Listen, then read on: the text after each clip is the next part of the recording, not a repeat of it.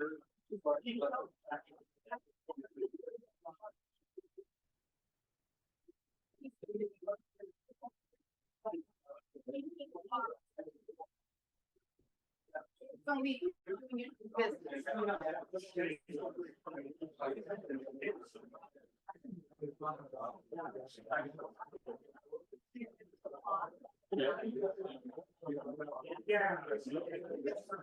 just wanted to make sure.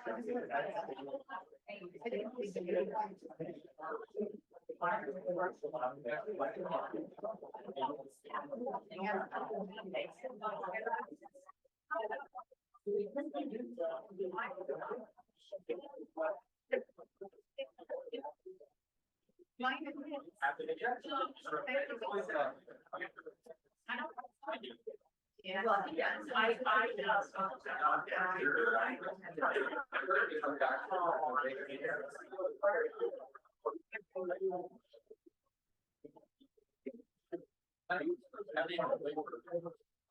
oh, I'm in the way.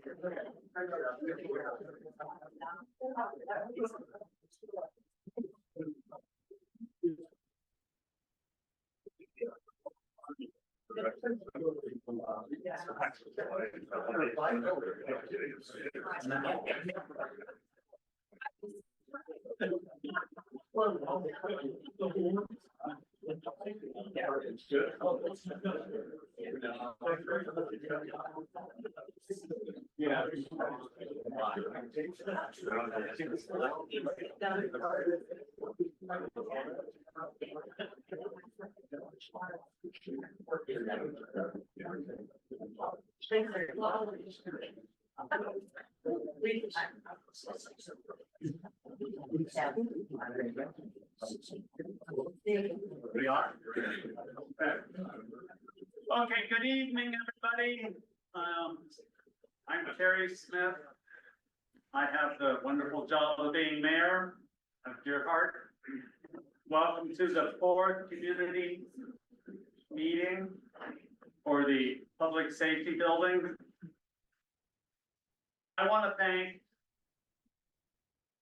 the people that have worked on this since probably May of last year, Mother's Day in that area. That would be the Klosh Group, FFA, Pat Sweet, Danny Gould, and Preston Devereaux. They're the ones who have worked on this and are doing the presentation. And with that, thank you to the chiefs who have come out in support of this, and the sheriff. Sorry, I did not want to lump you in with the same group. And the chiefs that worked on this, Andy, Como, and Gregory. So that's all I've got to say is thank you for coming out. Give it a good hear and let us know what you think. Thank you. All right, and yes, welcome, safety situations. If you need the restroom, of course, there's one restroom right up over here. If there's a fire call, none of you jump on the fire trucks. Thanks, we've got that covered. You'll see a little bit of activity where some people have got to come in and get into their gear and go. That's happened in a couple of these meetings for sure. So that's the only thing that'll go wrong, right? Also, I want to remind everybody that the Firefighter Fall is coming up this next weekend.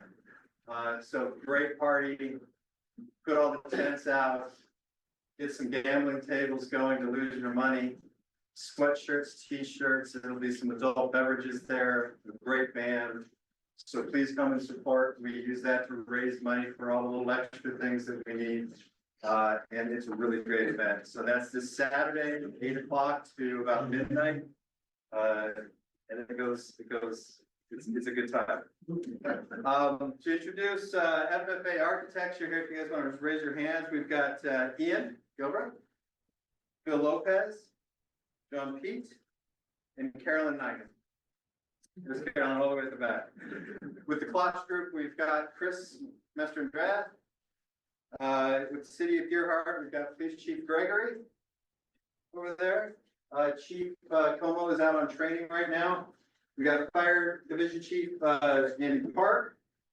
We've got Public Works Director Mark McFadden, who's also been working through this whole thing with us, as well as myself, Chad, the city administrator. I think that's what I've got to get started. Guys, you want to take up? Oh, yes, excuse me. We have Councilor Preston who wanted to say a few things. Okay, my name's Preston Devereaux. I used to be a volunteer firefighter here. I remember when this building was built. And, there's a few things that I think that the citizens of Gearhart and the voting public and the residents and taxpayers need to understand, and this is by no way, you know, a threat or anything else. There are just some things about the way that we've been operating for the last 20 years. Number one is OSHA has given us a pass. Okay, everybody's been waiting to figure out, all the government agencies been waiting to figure out when Gearhart's going to finally come out of the 18th century as far as what their public services are. Number one, this building here, there's one bathroom. There used to be a toilet back over here in the second set of bays. They didn't know where the waste was going, so they took it out. So back when I was a firefighter, it was all males. Now we've got a number of females that are in here. So as far as the bathroom facilities, this is really antiquated.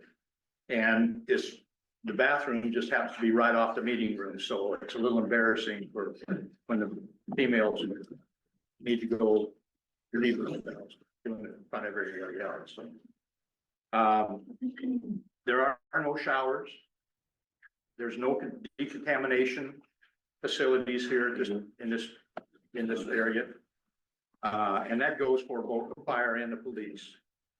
The turnout storage area is subject to, back when I was a member, we got the first diesel rig. And before that, all the other equipment that we had were gas powered. And our turnout gear was along this wall here. And now they've stored it over there, but every rig that we've got is diesel powered. So when they fire them up and they have to warm up a little bit, the turnout gear and their personal protection gear and everything like that gets contaminated. Not that it doesn't in a fire, but there's no exhaust handling system in this building. The new equipment that we've got that is coming down the line, these bays here are not big enough. The rules that they've come up with, OSHA rules and the fire service rules, have totally changed since I first joined this department. There's no laundry facilities here. I don't know whether that's a washer dryer or not, but. It's just a washer, it's an extractor. Okay, but you can see that it's, you know, I mean, these guys got to take their gear home and wash their gear. Now, when I was a firefighter, the darker the gear, the more proud you were to show it off. Okay, but apparently that's, the risk is that if we don't do something, OSHA is going to come in here like a swarm of locusts. And there isn't much that we can do to this building as far as retroughing it to meet their standards. So they're just going to start finding the city here. And they can do it up to $2,500 a day. So after they get done with us, then the fire marshal's crew is going to come in here and they're going to start dinging us. But the worst thing that could possibly happen is if we don't do something, the ISO, which is the Insurance Rating Bureau down in LA, is going to find out. We're right now running on they rate your ISO rating for everybody's insurance. And we were at a 5, we've got down to a 4, and now we're working on a 3. Lower numbers are better, just so you know, we're going in the right direction. Lower numbers are better. So the city of Gerhart has done a lot as far as with their water supply and upgrading their pipes and everything else. But if ISO realizes that we don't have a fire station that comes up to standards, they're gonna jack the ISO rating up. And that means that every taxpayer, every residence in the city is gonna have your fire insurance rating. I don't know how much, but whatever it is, it's gonna go up. And this not only affects the city, it also affects the people in the district. Because the same fire department, even though they go out in the rural fire protection district, these guys here are the firemen that go out there. So I don't want to be I don't want to be the guy that brings the bad news, but I just think that you guys ought to really dwell on that and understand that before we have the presentation. Okay, and I'm sure our police chief has got pretty much the same concerns. You know, he's living over there in cramped quarters and everything like that for those people that have taken the tour. So with that, turn it over to you guys. Thank you. Yeah, real quick. Just, I'd like to thank the law enforcement executives, real quick, if you guys can come in here, just showing their support, and understanding the need. Got Chief Dave Ham from Seaside PD, Chief Rob Schultz from Cannon Beach PD, Chief Matt Workman from Warrenton PD, and then we've got the Sheriff Matt Phillips with us. So I just want to say thank you guys for attending.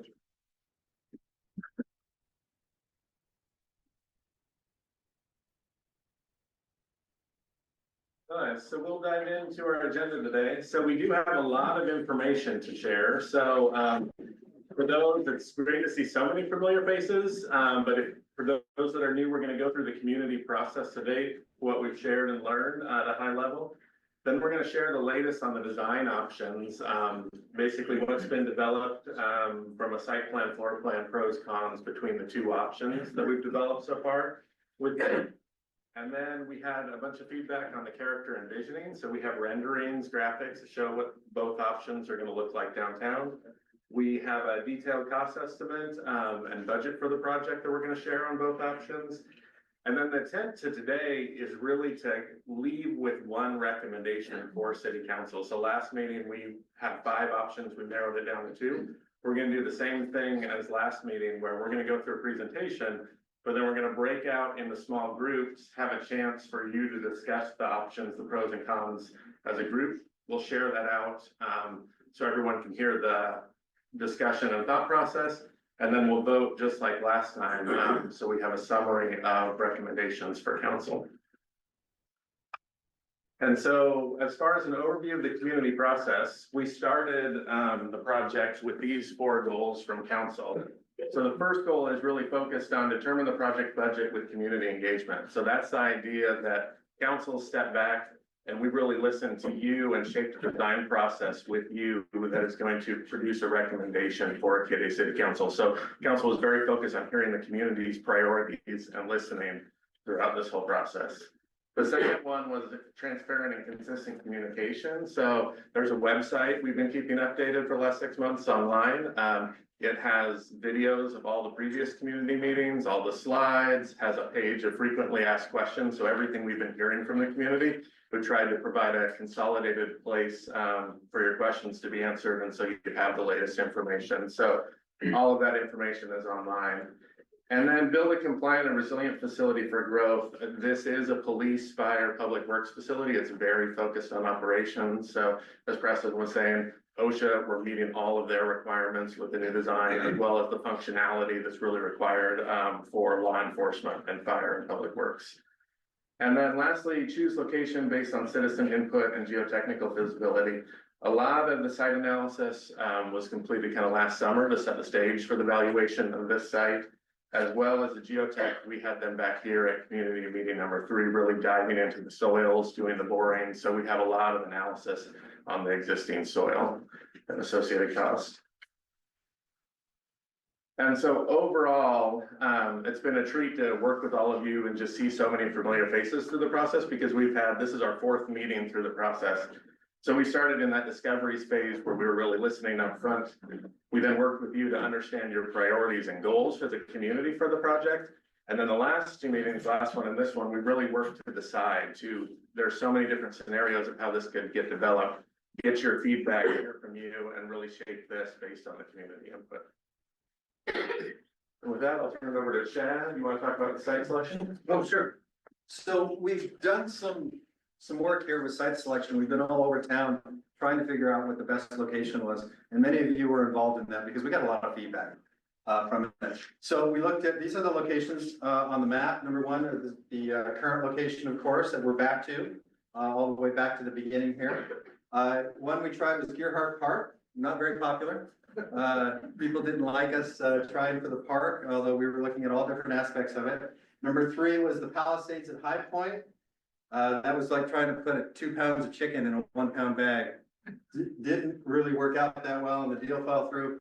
Trails End Centennial Park we looked at, which is across the way, but we would have had to build that up so much, and that poor little building would have disappeared on us. And the soils are really no different than here. They're just a little bit lower. The Palmberg property, which is owned by another family now, but where that lake is, the man-made lake, where they used to dig out gravel to make gravel. We looked at that location, but again, it's very low in the low tsunami, and there's soils issues there as well. Meadow Court, even for the fun of it, looked at maybe, before some of those houses go in at the end of Meadow Court, maybe we could push something in there, but that didn't work out very well. We looked at the McMinimans parking lot to see if maybe we could put a fire station there, and the McMinimans parking lot underneath. That was full of some issues. Expense. Near Highlands, somewhere out there on Highlands Lane, near the golf course. We also tried the cottages at Gearhart. That was the previous bond site that failed. I think that's number 6 here. Actually, no, that's up here in this area. We tried the cottages, the East Hills. Everybody was saying, well, why don't you put the fire station over there in the East Hills? Well, there's some slight issues, but that wasn't the main issue. The main issue is after the big earthquake, if and when that comes, this whole area will turn into a new permanent lake almost instantly with subsidence. So that's why we don't have our assembly zones up in the hills, because the flooding would come down from this area here first, and that'd be a new lake. It just makes it almost impossible to get to the hills, and it would make it impossible for the firefighters to get to you. We tried the school site as well. Again, that has some difficult soil issues, pretty low in the small tsunami zone. And then we tried another site near Dollar General as well, where we looked at the property that was available, but the family needed to move forward with that. And they weren't able to hold on to it. Why the current fire station site? Well, again, central location. I think that we know that this site works pretty well for us. Community values. It was really interesting to me to hear about everybody wanting to kind of keep their village, keep their community, and the fire department's been a part of that. Actually, the fire department's been a fire department longer than Gearhart's been Gearhart. I think that the fire department was established the year before Gearhart became a town. And it's city owned, right? That was a nice piece of it. We didn't have to buy it. Like, one of those pieces of property was $3 million in addition to it. One of them was $1 million in addition to it. A couple of them had some pretty tough problems that we'd have to get around, although so does this site. And we're going to talk to you a little bit about that tonight. Any questions about the locations? Anybody have a nice big lot that they want to give us? Okay, just check. Okay, thank you. Right behind you. So that set the stage for our community process that started in December. So we were really focused on how do we best develop on this piece of property. And so we had 60 people participate in our first community meeting back in December. We shared what we're hearing the latest on building design, what goes into a police and fire station, talk through the site, and then just what we're seeing in the market, construction costs, and escalation. But it was really a listening session for us. We got a chance to gather a lot of feedback, hear your priorities. And the key takeaway, as I was saying, the existing site is the only site that's currently available. We really gained the community perspective, and then most important to us is we're shaping the design based on your values and goals. So it'll give us a chance to listen to that information up front. In community meeting number 2, we had 52 people here participating in the process.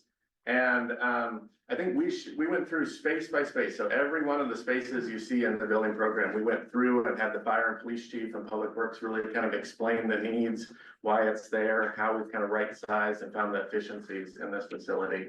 We also had our structural engineer here to talk about their assessment of this existing building and why you can't seismically upgrade it, and the challenges as well as the tsunami.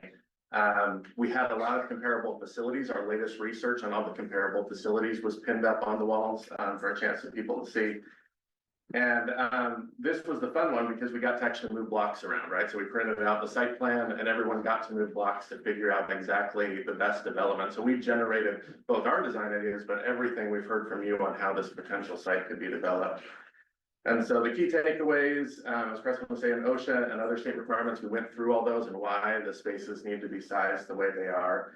That it's not practical to seismically renovate this station. There is the tsunami hazard that we've working through the design that you have to basically protect against a 20-foot tsunami hazard on this site. And then a couple of takeaways for moving the blocks is this existing site is very tight. So we're moving a lot of pieces here. And so thinking through the phasing and how we get everything to fit was a key development. And then it was really your chance to give us the feedback. We hadn't drawn anything and your chance to give us the feedback in the process. And then community number 3 in February, we had the top 5 options basically developed, and we had 55 people participate in the process, which was great to just see the continuation of so many people participating and giving us feedback.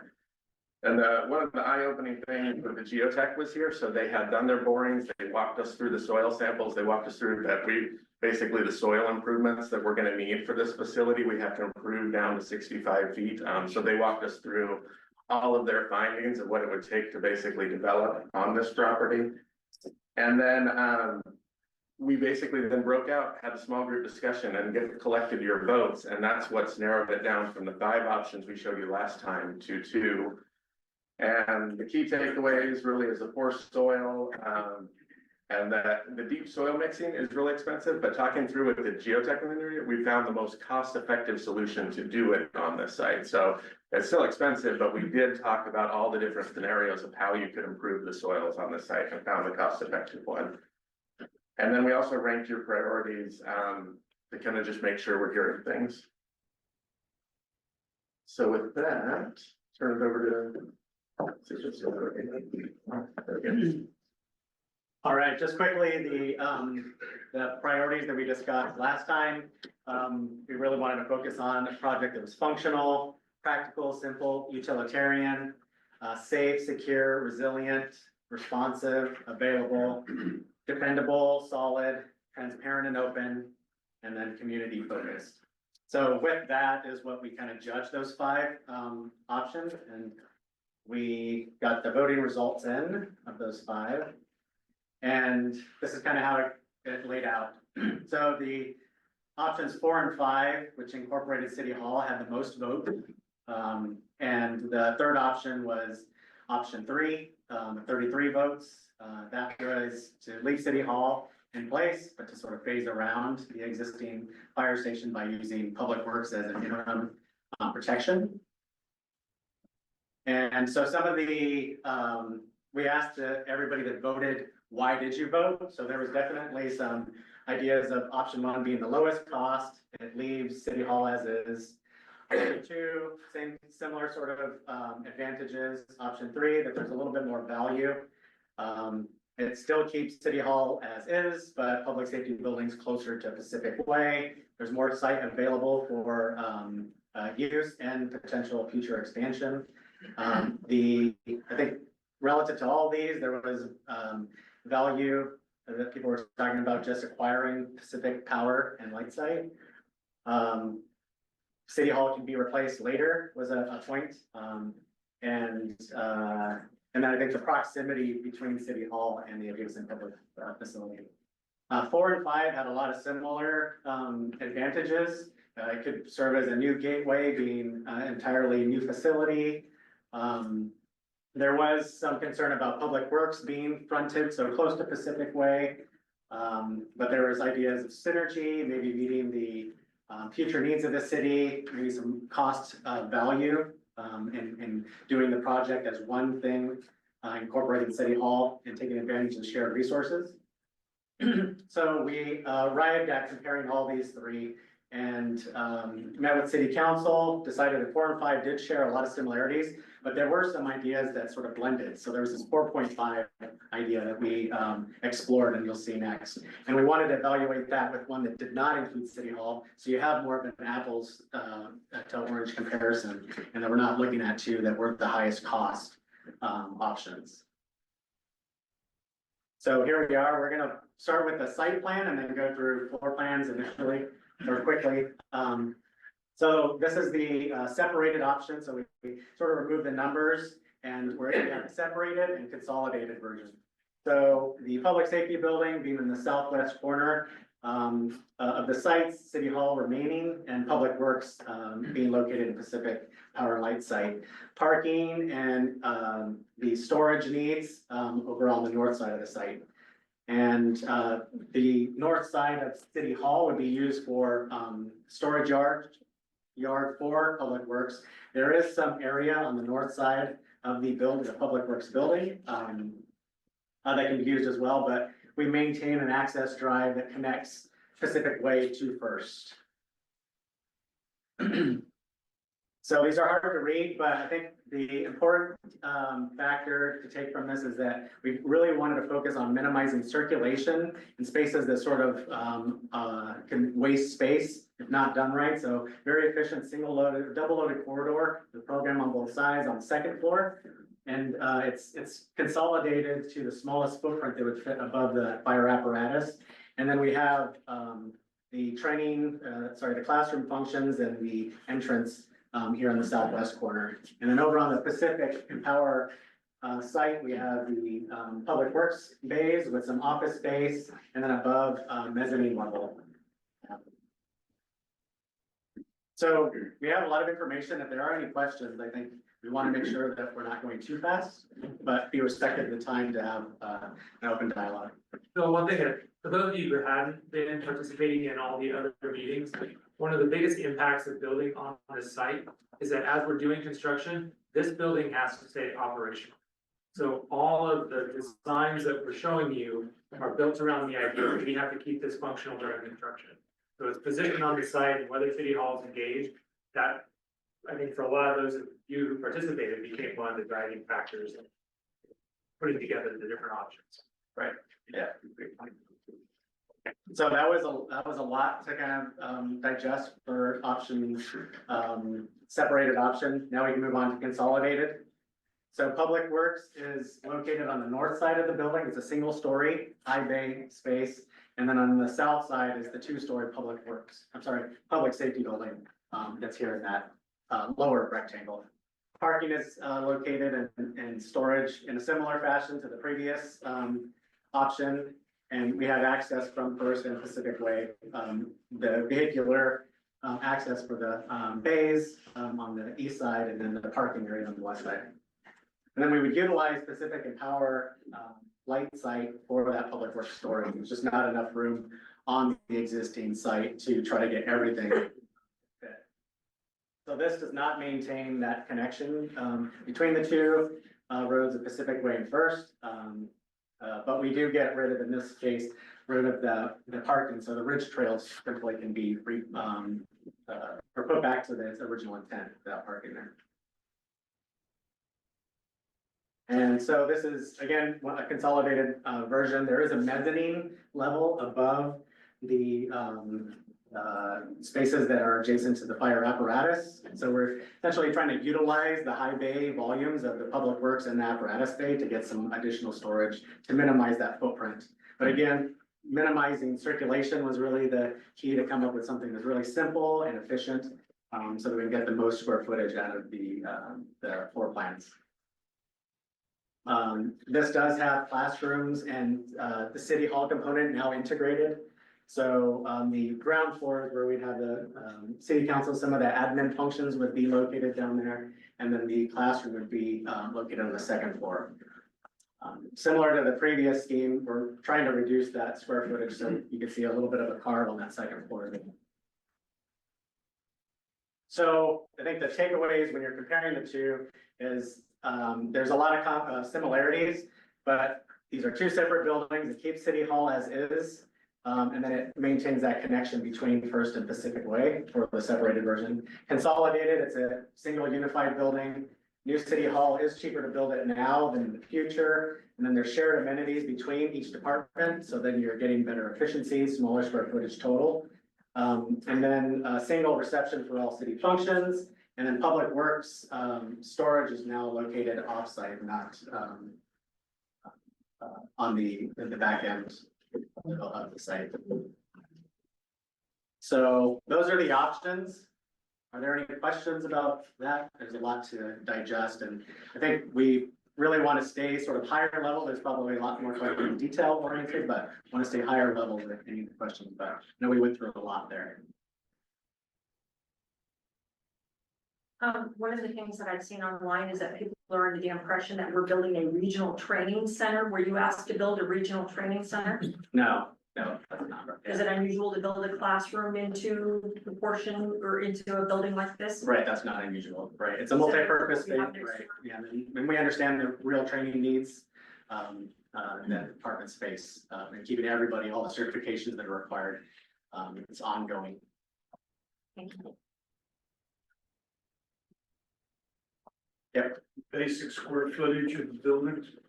So, we'll have the actual numbers. It's about 19,000 versus 21,000 square feet.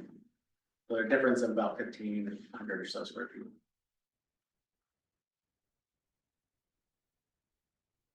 Big is this building? You know, I don't know that from. With everything that we use, right around 7,500. Storage and the offices. That includes Public Works? No. Okay, because that's the number that would be inclusive of Public Works that kind of inflates. Oh, I don't know current Public Works. And City Hall building, right? Yeah, for that consolidated version. Right. This building here, for fire operations is about 7,900. But his total would be all three. Right, all three. Okay, so when we met with you guys last, we had a bunch of images on the boards. We asked you guys to kind of pick images that resonated with you to help us understand the character that would help us design the building. So we also asked you guys to kind of explain, well, what these images meant to you. So this wouldn't come as a shock to you that it's a beautiful place to be, right? It's a natural place. The scenery is beautiful. It's quaint. It's small. There's great character that exists here. It's distinct. And the two themes is really nature. It's a connection to nature that you guys really get to enjoy out here. So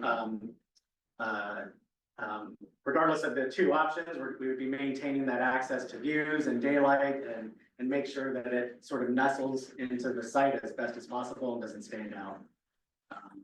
And then the other has to do with materiality. So a lot of people chose images that were reminiscent of what you would find on the beach, things that were weathered.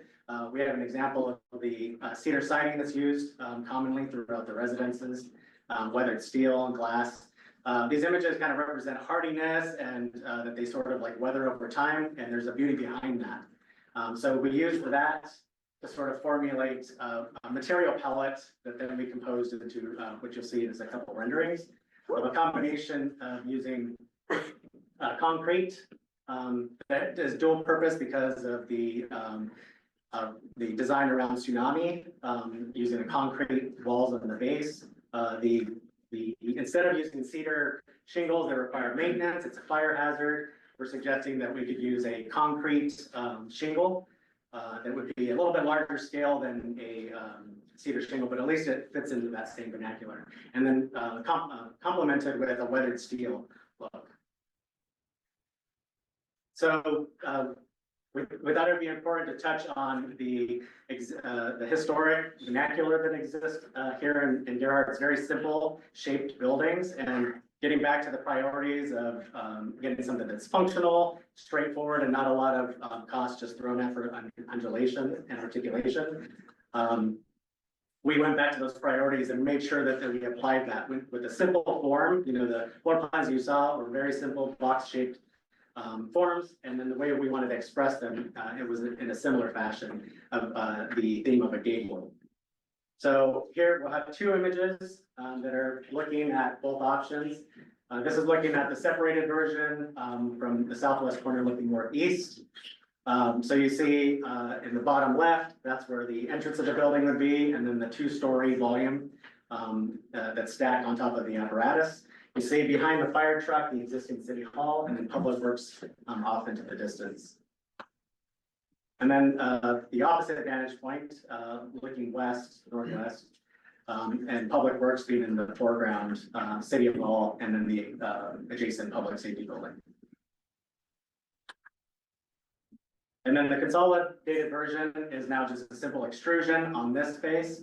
The entrance is in a similar location, right by those people in blue. It really literally is just a simple extrusion of the public safety, and then the Public Works being concealed behind in this view. And you can kind of see how it kind of is connected a little bit more hidden in the back from the street view. And then we would have a fence that surrounds that storage yard of Public Works.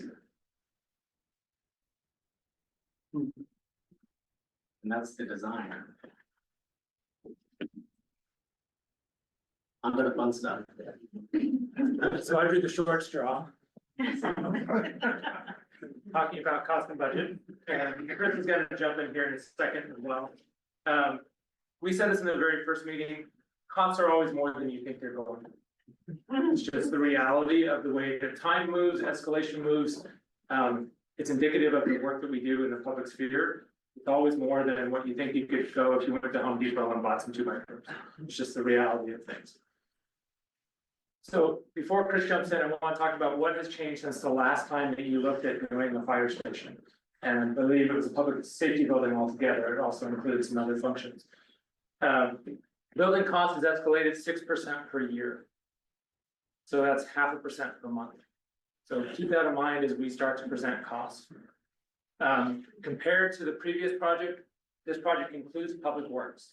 And the reason that is because by choosing this site, we can't leave the Public Works facility the way that it is right now. It's kind of in the way. And for those of you who move the blocks around on site, there was no way to keep it.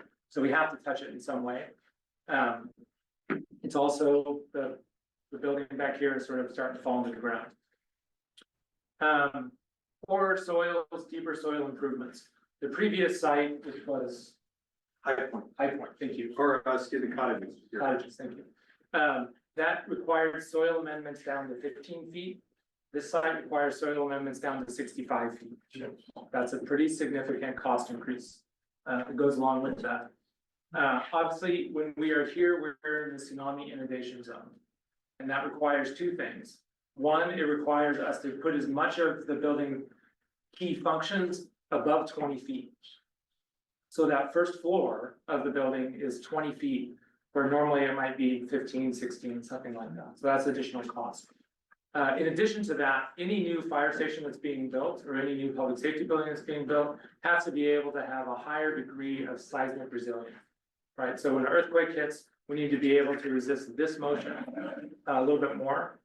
When you add in the tsunami resistance, not only are we dealing with the earthquake loads, now we're dealing with water hitting the side of a building.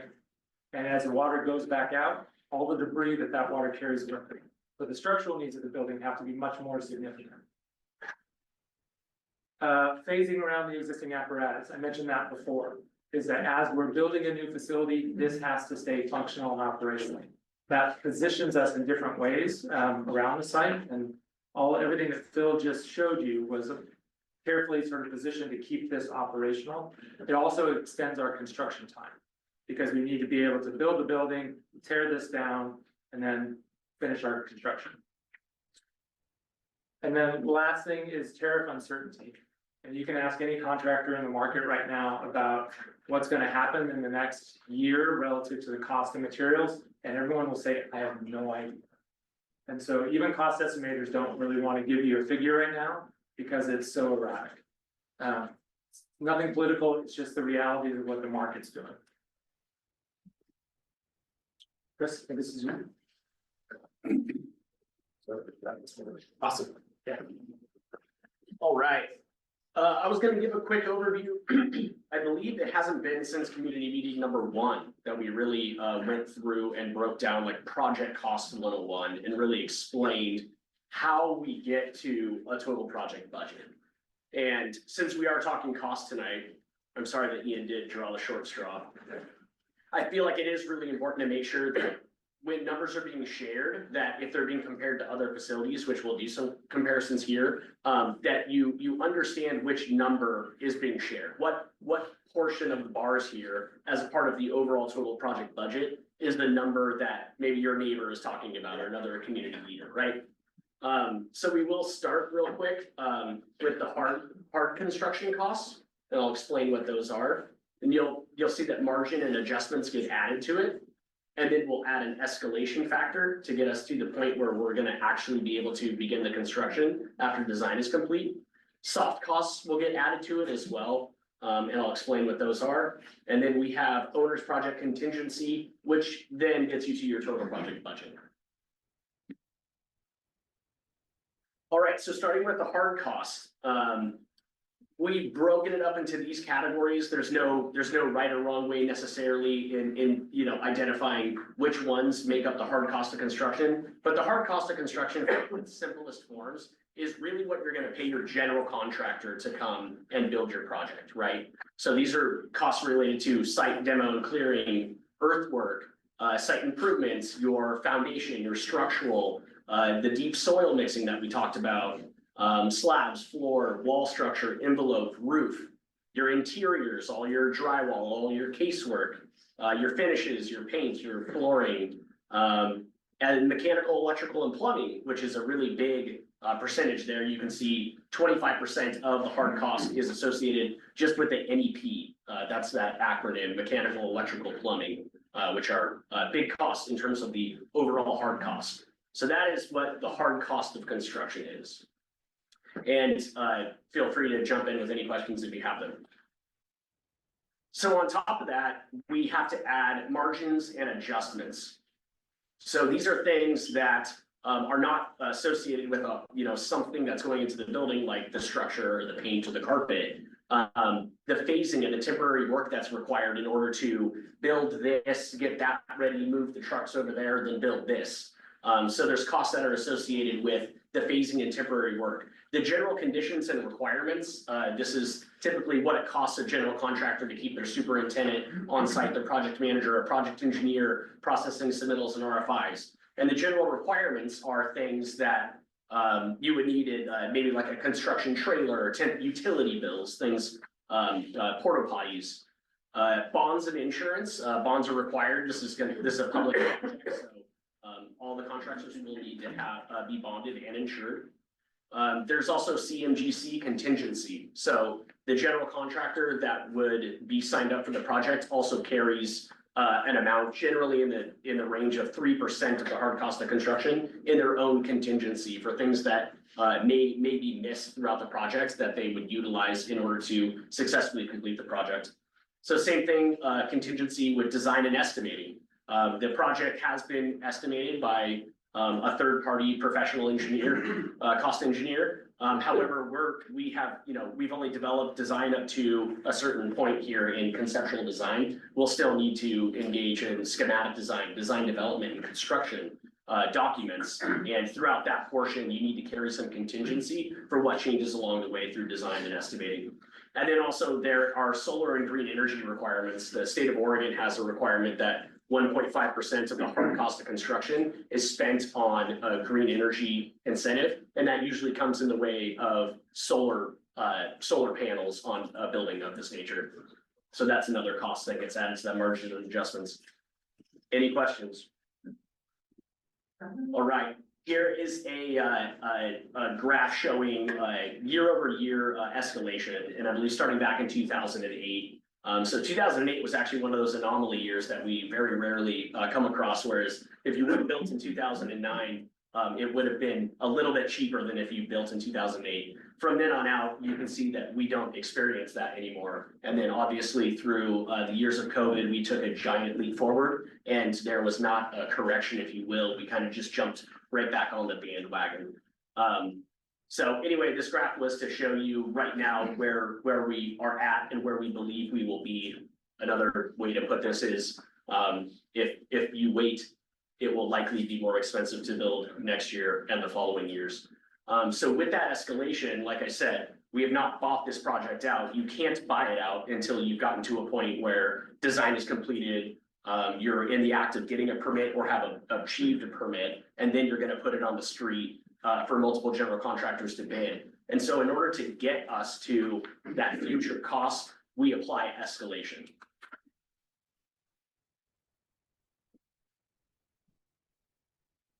So what we are thinking right now, based on the project schedule, is we would hope to have the ability to break ground in approximately June of 2027. So that gives us enough time to complete the whole process that we need to with potential bond, design, buyout, etc. So in order to get us there, we're gonna carry that 6% per year that we've been seeing. So that's gonna account for 12% in order to get us to June of 2027. So again, now we're taking that gross maximum price, 2025, and we're adding that escalation factor to it. Next comes soft costs. Soft costs, for this project, we have land acquisition, PP&L site would be purchased for an amount that we've plugged in, that we've anticipated. You have your furnitures, fixtures, and equipment, right? So typically those are, the owner goes and buys out those things, and they're not included with the general contractor's price, right? So if we're opening a new city hall, you need to have the chairs and the desks and the administrative functions, TVs on the wall, etc. Temporary utility costs are covered in the soft costs as well. Architectural, engineering, and consultant fees are included in soft costs. Project management fees, permits, which is a significant portion as well, and inspection fees, third-party inspection, geotechnical inspections, material inspections, legal fees, finance fees, and then commissioning. Commissioning is when the building is getting its MEP systems turned on. You hire a commissioning agent to come through and evaluate how they're all being turned on and make sure they're following the correct sequence of operations and all those things. So those are the soft costs of this project. And on this project, those are estimated at approximately 20%, which is what we typically see in the industry in terms of the overall total project budget. Once you have the subtotal for all project costs, the last thing that we add, we recommend to all project owners, jurisdictions, municipalities, is you need to carry owner's project contingency. So this is contingency that is separate from the general contractor design and estimating contingency. This is contingency that you have so that any unforeseens that come along the way, they discover a woolly mammoth, etc. You have the money there in order to overcome that, and it just doesn't stop the project immediately and put it on hold because of some unforeseen risk that popped up. So we always carry owner's contingency for that. And like has been mentioned before, we are seeing right now the real cost in tariffs. Quotes from December for plumbing fixtures and comparing them to quotes that I've received in April, there is a real cost increase. So if whether those exist this time next year or when we break ground, again, nobody knows. And it would just be irresponsible for us not to plug something in there. So right now we do have a small percentage of contingency that's based solely on tariffs. And that gets you to your total project budget. So again, I think just to recap, numbers are going to be shared tonight. We're going to be talking about other comparable facilities. And we just would want to make sure that, if you hear a number or you're in a conversation with someone else about a number, ask the question, which number are you talking about? Is it the total project budget? Is it simply just the hard costs? As you can see, there are lots of bits and pieces that make up the total project budget. Any questions before I get off this slide. In 2022, the interest rate on the bond, I believe, was less than 2%. Are you projecting what the interest rate, it could be 4 or 5% on the bond? And the fact that it's being built in a tsunami, is the interest rate going to be higher? And how about insurance? Because you're building in a tsunami, is the insurance going to be more expensive if you can get it at all? Yeah, if you'd like to take the first part of the.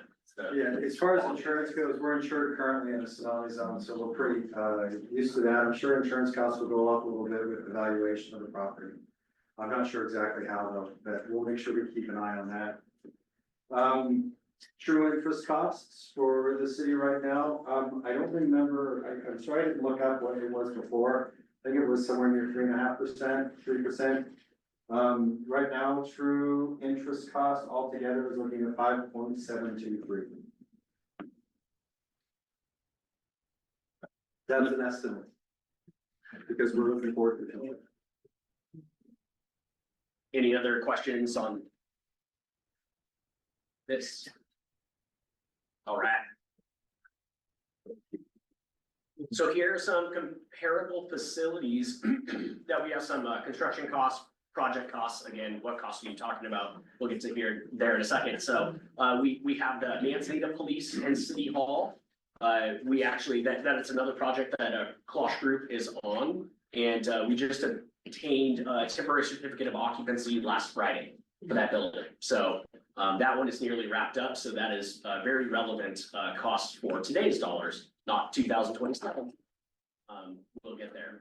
The Lincoln City Police, this was a Klosh Group project and FFA. So Coastal Community Police Station down there. This one was completed in 2020, so we had to apply quite a bit of escalation to it, utilizing that graph in order to try and true it up to today's dollars. And then the Cannon Beach Police Department, as many of you may know, just recently broke ground on the Southwind property just south of Cannon Beach. So I know the numbers are a little small here, but I'll hop over to this side and go ahead. You can read them. Yeah. So the building size for Manzanita Police and City Hall is 6,127. Construction cost of 5.4 million. So the construction costs by square footage is 833 a square foot. And then if you compare it to the total project costs, so again, not just hard, you've got all the other components in there, soft, owner's contingency, margins, escalation. The total project cost per square foot was just over $1,100 a square foot. Lincoln City Police, fairly similar. Their hard cost of construction, if you compare that to their gross square footage, that's $996 a square foot. And then their overall project budget was just north of $1,200 a square foot, if you compared it to the overall budget. And then Cannon Beach Police right now is trending at a $9.1 million hard cost. That divided by its square footage, which is 6,127, is $1,735 a square foot. And then the total project cost of $11.8 million would equate to $2,248 a square foot.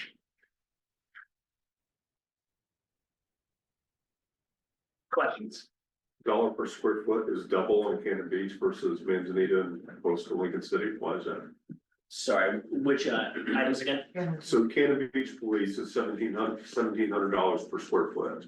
The other two are 800 to 1,000, almost double. Correct. Per square foot. Construction cost per square foot, the 3 line. Yeah, did we get that one goofed up? No, that's what that's correct. Yeah, okay, just by the square foot. Double, which seems sort of. Oh, yeah, sorry, yeah. I know they've got a challenging site as well, but I think that's adding to some of the costs. That's what it's like. Yeah, I know they had seismic stuff, but it goes without saying that, again, none of these projects are built in the tsunami indication zone. There was another question? That was my Oh, question. sorry.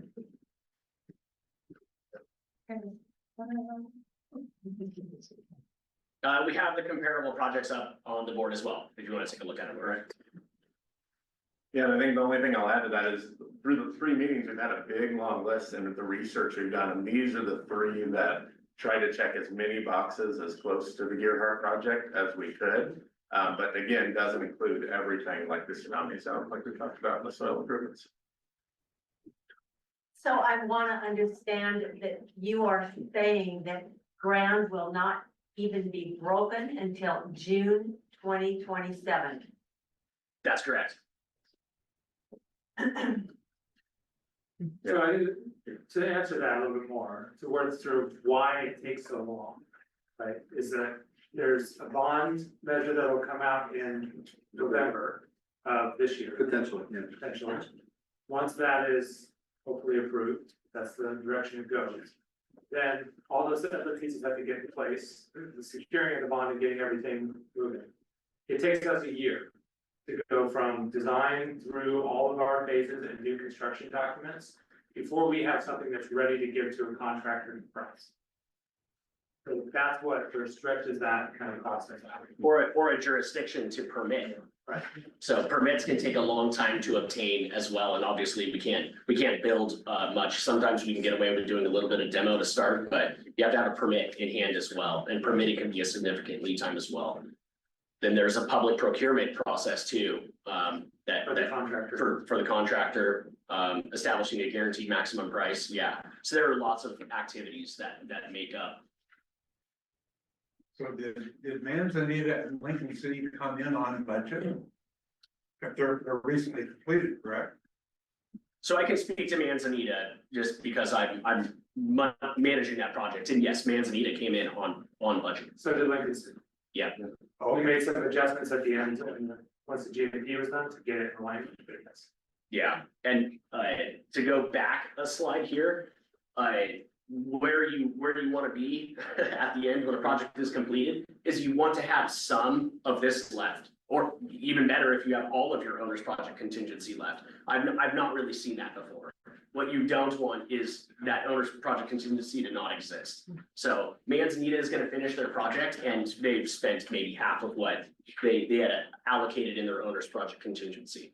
And so at that point, it really becomes a decision, is that money that we just, put back, that we're able to perhaps enhance an area of the building that otherwise we couldn't, in order to, get more value out of the project. But yeah, to answer your question specifically, we finished under our budget.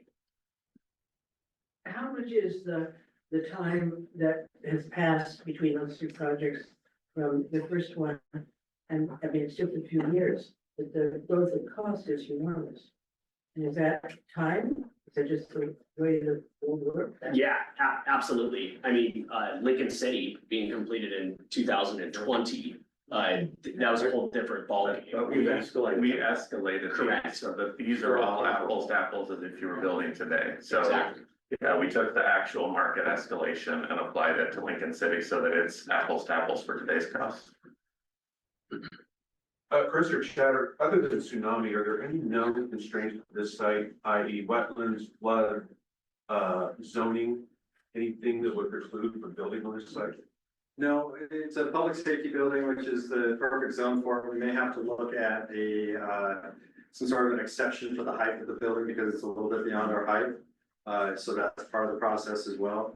As far as what's going on under here, yeah, no wetlands, where things are growing and animals are thriving at this location, but we do have water pretty close to our feet. Generally underneath Gearhart at about 12 to 15 foot is all water. Anything above that is not. So maybe 12 to 15 is a little high there. Yeah, so water, lots and lots of water underneath. That's billions of gallons. Yeah, and I think the geotech got down to like 96 feet. Right. Before we found any sort of, yeah. Our water bills are 150 feet deep. Yes, thank you. All right, any more questions on comparable facilities, overall budget? So we included this slide just to set the stage for comparable facility size. So you have a very active police and fire department. Just talking with staff, this last weekend, they went on 13 calls. the weekend before, they actually had 6 structure fires that they responded to. So there's a very active kind of call volume when you look at both police and fire serving the Gearhart fire district. And that, I think the other unique thing too is you're a small community, but you're right off of 101. So you have a high tourism volume and a lot of calls that get responded to the traffic on 101 itself. So that sets the stage for comparable facility sizes, where we showed you Lafayette and Milton Freewater, we showed you the floor plans, kind of what goes into a facility in those, and those are a little bit larger communities, but when you actually look at call volume and factor in the amount of calls and kind of tourism you have are pretty similar. But the Lafayette Fire Station was a little 9,646 square feet, and the new Gearhart Fire Station, when we kind of worked through all the sizes, 10,444 square feet, so right in the ballpark. Milton Freewater was 6,977 square feet, and we're less with the police, 5,572 square feet. And a lot of that was like the holding cells. I would say a credit to all 3 departments of just continually refining throughout that programming process and trying to bring and tighten up this facility to just meet your core functional needs for each group. And then North Plains Public Works was 11,500 square feet. And when you look at Public Works, there's just so much equipment, high value equipment that the city has purchased that needs to be kept indoors and protected. But here we really kind of tightened things up as much as possible, but we're 3,777 square feet. So I think when you look at each of these departments overall, we really worked to right size this. And then again, a credit to the crews. Every meeting we went with them, it wasn't asking for more, it was kind of sharpening our pencil, cutting, that every one of these meetings, we've been able to continually bring the square footage down to really refine it as much as possible for this project. Right, so I'm gonna present some of those bucket numbers that Chris was talking about in the pie chart. But before, I wanted to just go over some of those unique cost drivers. A lot of them have been mentioned before, but the fact that this is an essential facility, there are requirements that increase costs structurally and for the building systems, tsunami design, just having that second floor up at 20 feet, and then the resistance of a tsunami as well. Local labor shortage in the coastal area, poor soils, emergency services, and phasing and around the existing fire apparatus just extends the construction schedule, makes the deep soil mixing a little bit more challenging. And then escalation, of course. So with all those things, I think just keep in mind as we show you. Just to demo and clear the site, that wedge is, it's about 2%, but it's 200 grand. The site earthwork that you don't see, you can't appreciate, that's coming in at $2.7 million. And again, this is just the hard cost. It's before you add all that soft costs on top of it. And that makes up about 19% of that hard cost budget. So the fact that it's so deep, you gotta mobilize, they're leveling the site and then excavating for footings as well and hauling off spoils for the deep soil mixing. 700K for site improvements, so that goes to like your hard surfaces and plantings, site utilities and furnishings.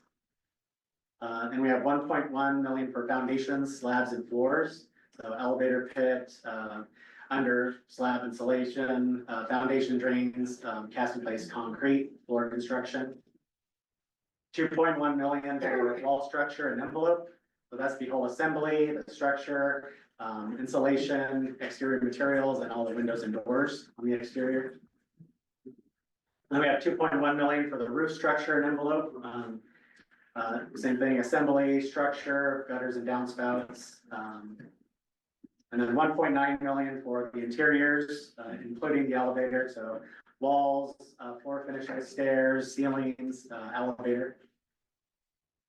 And then finally, 3.6 million for all the mechanical, electrical, plumbing, technology systems. So fixtures, system distribution, drainage systems, fire sprinklers, security systems, all that kind of, so that's 25% of that hard cost pie.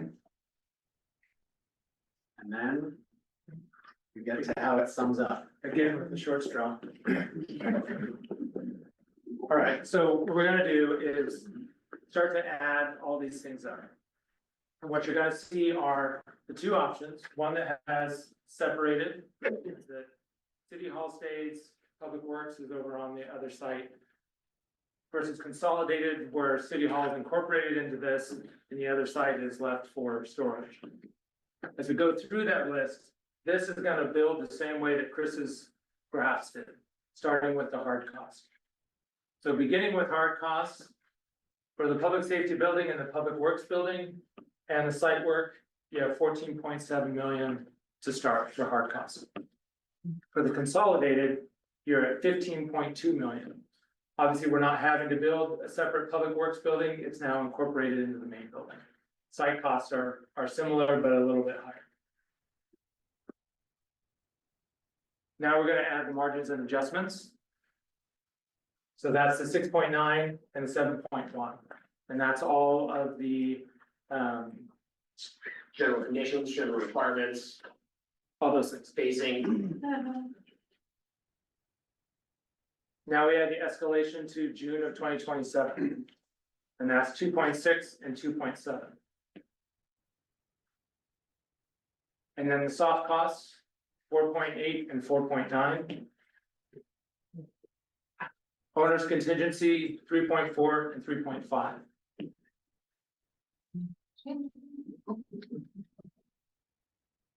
And then here's your total.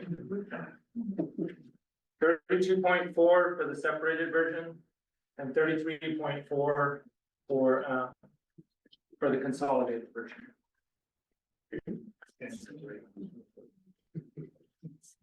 Until I drew a short straw.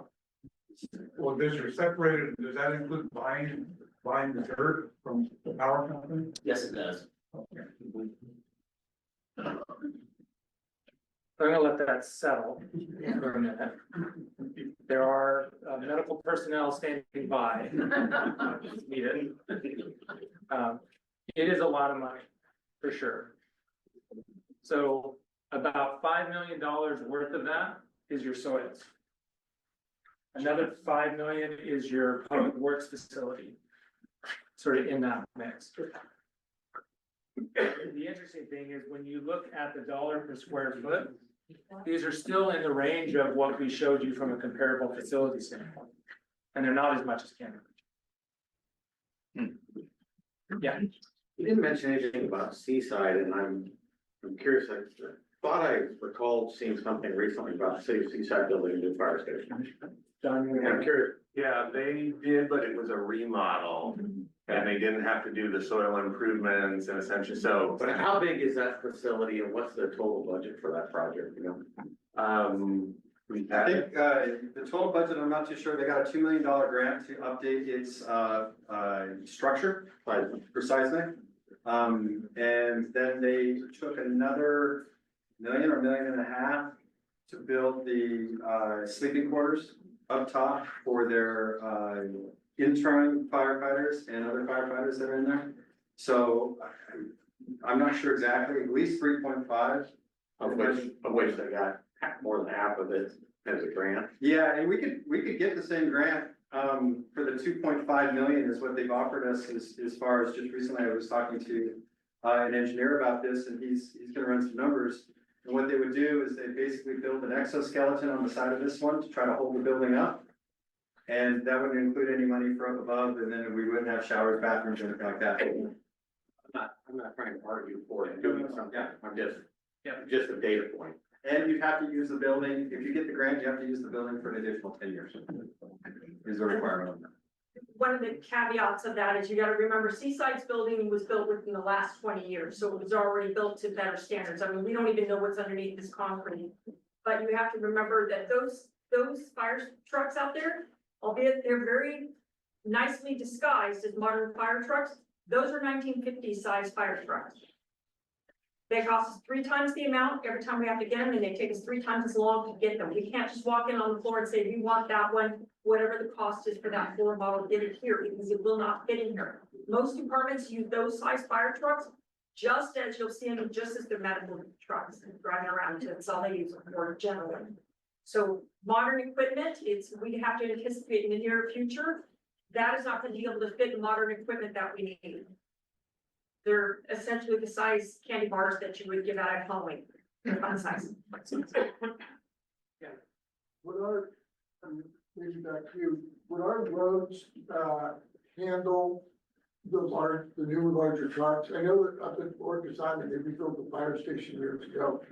And, just went all out, they wanted to do like they could, and in the end, nobody was staying at the fire department, and they had to go buy feeder trucks because new trucks wouldn't fit in most locations that they were trying to fight fires. And, Well, one thing I want you to remember is that we are, Clatsop County is like, imagine Portland, the city of Portland, where you have all those different fire stations. So we already have different size fire trucks coming here. If we have a call, the National Fire Protection Agency says how many fire trucks and how many people you should send to that type of a call. So we already have the types of fire trucks that we need rolling in here. Yeah, I think the fundamental issue is that these pieces of apparatus are shorter. Because there's not enough depth in this bay to put in a regular size fire station or fire engine. And so custom ordering every piece of apparatus you have is a cost in this. Yeah, and thankfully, we don't need a ladder truck. Right. Which is the heaviest one, because we have one on either side of us. Thank you, Seaside and Warrington, for that investment, because they are here to help us in case we need them. Yeah. Other questions? Yes.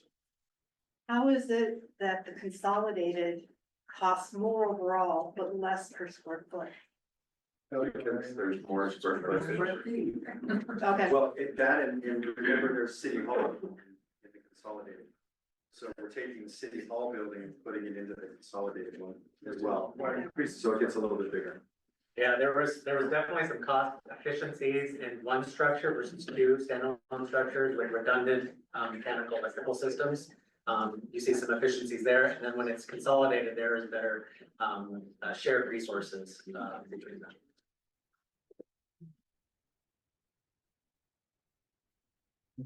All right. I think the next slide in chats. Okay, so what does that mean for you? Thanks, sir. To the record. So your assessed property value versus real market value. When you're trying to figure out when we get to a mill rate or a cost per thousand rate on your house of what these bonds will cost you, the residents and the homeowners here, we have to understand a couple of things. Number one is that Gearhart's assessed property values on an average are about 48.7% lower than the real market values. All right, which is within normal range in Oregon cities due to Measure 5 and 50. Though it leans towards the higher end of the gap, indicating strong market appreciation over time, which means our houses are actually assessed pretty low and valued pretty high. There's a disparity in some people, though, in that those of us that have had our homes around here for a long time have that large disparity. That somebody who just built a brand new house or bought a brand new house, their disparity is very small, like our fire chief, who actually, and I didn't introduce him earlier, Chief Como is listening to this offsite. But the fire chief just built a house for him and his family, so his assessed value and real market value are gonna be pretty close. Okay, but for the rest of Gearhart, we're looking at a 40, generally your assessed value is 48.7% below your real market value. So Gearhart's real market value for its homes are $1.42 billion, homes and structures, fun fact.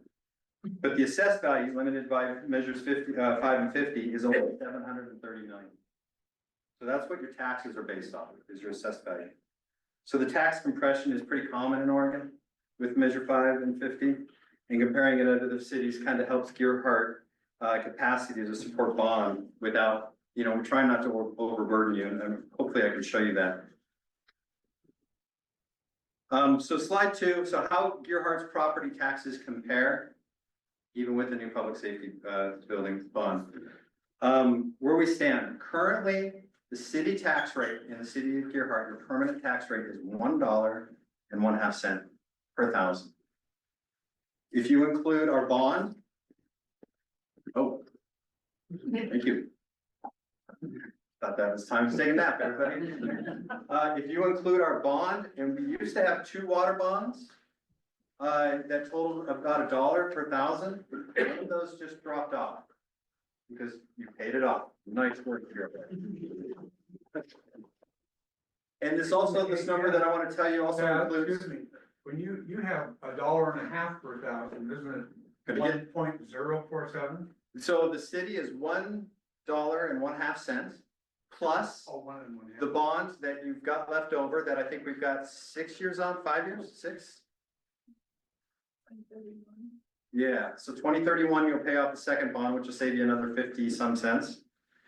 So the permanent rate, the one bond that we have, plus you also pay us 6 cents per thousand for roads in Gearhart, and we collect that money. So the total is $1.47 per thousand, is what the city of Gearhart is taxing you to do our work. We're very scrappy. The city tax rate is the 29th lowest in all of Oregon. Out of 241 cities, we are the 29th lowest with that $1.47. Total combined rate, though, that's really where the money is at. When you include your city funds, county taxes, school taxes, ESD, transportation, I could just keep going on, but this is the bigger number, is $10.90 per thousand is what you and Gearhart are effectively paying. If you go back and do your math based on your taxes right now, you're not gonna see that number. Your number's gonna be a little bit higher, but remember, we just paid off that bond. So I'm going to the new rates that are for this new upcoming budget hearing. So $10.90 includes all those things. So we are total tax rates with all of that included. We're the 19th lowest out of 241 cities. So Gearhart has done a good job of keeping the tax rates low. Even with the new public safety building bond, Gearhart's property taxes will remain below state average. The total tax rate will still be lower than most cities in Oregon of about 15 to 18 per thousand. That they're already paying. I mean, Astoria is paying $19 per thousand. Their city tax is $8.50 per thousand. Ours is $1.50. Any questions about that? I got more. So funding strategy. General obligation bonds is the least expensive way for a city to get money, other than grants. Grants would be great. Can you imagine? I mean, the conversations that I'm having with all the grant folks right now is like, there's not a lot of money anywhere. And construction grants are probably the most difficult to find because they are the most expensive. Look at these prices that we're looking at right here. So yes, grants are something we're very interested in. Once we can get some community buy-in and the community wants to keep going for that, we're gonna go out really hard and try to find that. We've already been trying to find them. People have been giving us information. Everybody loves to say, try USDA, because they give out these great construction grants. They do for impoverished communities. They don't for the coast, for the most part. So, funding strategy, 32.4 million. Adds approximately $2.92 per thousand to your taxes. So that would bring your new city rate from, what did we say, it was $1.47 to about $4.39 per thousand. That's for the $32.4 million budget. The new total rate would be about $13.82. And again, the typical Oregon is about 15 to 18. We're still down below even after adding this in. $33.4 million project adds about $3.01 per thousand.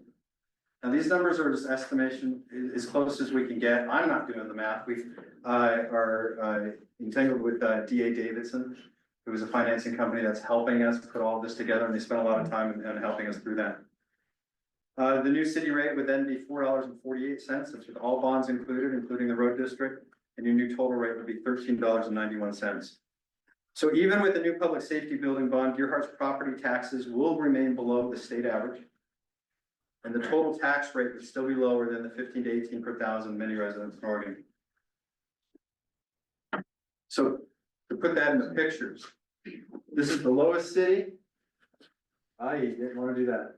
I didn't want to do that. Hey, where are we at? Where's my smart guy? There we go. So, lowest city. Gearhart's the green currently. This is with 32.4 million, what it would bring us to. This is what the 33.4 million would bring us to. There's a little bit of a difference there. Here's the Oregon average.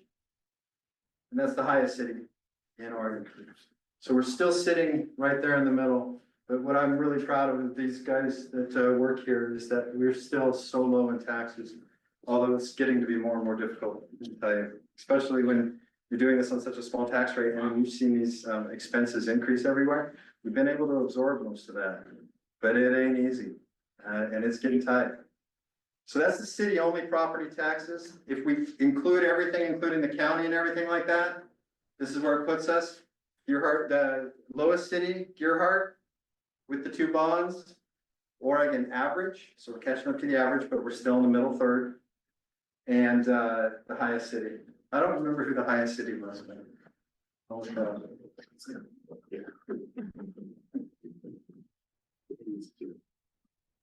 Any questions about that information? Gearhart taxes, cost per thousand? I have a couple of examples here of houses.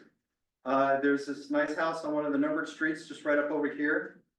Its real market value is $705,000. I think that's kind of getting into the average of Gearhart is about there. Crazy enough. I looked up the assessed value and that person was like, that my taxes are gonna go up how much? And I said, well, your assessed value is only 322,000. AV is 4,500. So when you go to look online and you pull up your taxes or you look at your tax statement like this one here, you have the assessed value and the real market value. It's the assessed value you wanna do your math on. And if you want help with that, call City Hall. We'll look up your information, we'll do the calculations, and we'll give it back to you so that you can have that information. The ladies up front, Angelina, Justine, Christy would be happy to do that for you. And that'll give you an idea of what it is. Another house that's a little bit more reasonably priced, $597,000. Its actual assessed value is $291,000.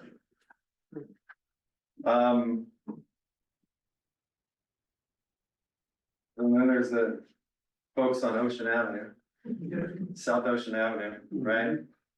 Real market value, 3.7 million. Total assessed value, 1.9. So they're paying taxes on 1.9. That would turn into about 5,700 a year for them, 480 a month. But a more reasonable house, a more average house. At 322,000 assessed value, 705 in real market value is about $78.35 a month. Is what these bonds would cost. You. I got a question. So on your graph here, the highest city, what city is that? I couldn't think of it. I don't know. California. Yeah, we got some opinions of people that live in Multnomah County that might be there. That I can't remember. Portland is very high. Astoria is high. Yeah. Yeah, like, sweet. Yeah, and there's some other cities that are just having infrastructure problems and they're having to do bonds. Google says Portland. What was that? Google said Portland. Google knows all. Okay, so that's what I had so far for taxes. So if you have any other questions, I'll be here after the meeting as well. Yes, ma'am. Is it true that a nonprofit could be formed within the city of Gearhart to allow generous gifts in honor of this? When I describe Gearhart to some people, it's funny. It's like the firefighters ball is like a perfect mix. Yeah. It's like we got billionaires, millionaires, and hundredaires mixing it up. Yes, Gearhart already, if you donate money to the city of Gearhart for whatever endeavor you like, you would get a receipt for that, and it is, you could write that off on your taxes. We do have some of the counselors and some friends that are very interested in talking to some of the people around town that may have some means or know of some means or have a Nova Foundation that can help. I mean, we're gonna look at selling bricks. Who wants to buy the flagpole? you know, kind of things. We'll do everything that we possibly can to lower the amounts, but, you know, we have to anticipate worst case scenario. Because there are plenty of, well-funded owners here who don't vote, Yes. and if they could be approached to help out. And some of them have casually been approached. And they still use the medical services and the fire Right. services. Yeah, 47, about 48% of our homes are unoccupied. But they still pay the tax. They still pay the taxes. Right. And they still come here and enjoy their time. We've grown over the last census by 22.5% in Deer Park. And that wasn't in new houses. These folks moved into their existing houses. We used to be 60% unoccupied. Now we're about 45% on them. And you've all seen that. We've all, you know, felt that. This back. Have you looked into doing any municipal bonds? It did, yeah, we looked at all different aspects of it. We looked at business organ, typical loans, and that sort of thing. Geo bonds were by far the cheapest. Okay. They're guaranteed by the city. Derek has something. I don't know what the bond market's like, but, what's the potential for a bond premium and how that might be able to help out the project?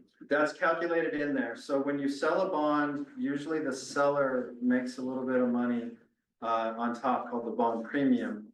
And that money is being rolled into all of the estimates for the revenue that's coming in so that we can provide the number that is being calculated by the cost per thousand. So that's included, the bond premium. So the money that we've been making off that bond rolls right back into it and pays for the construction.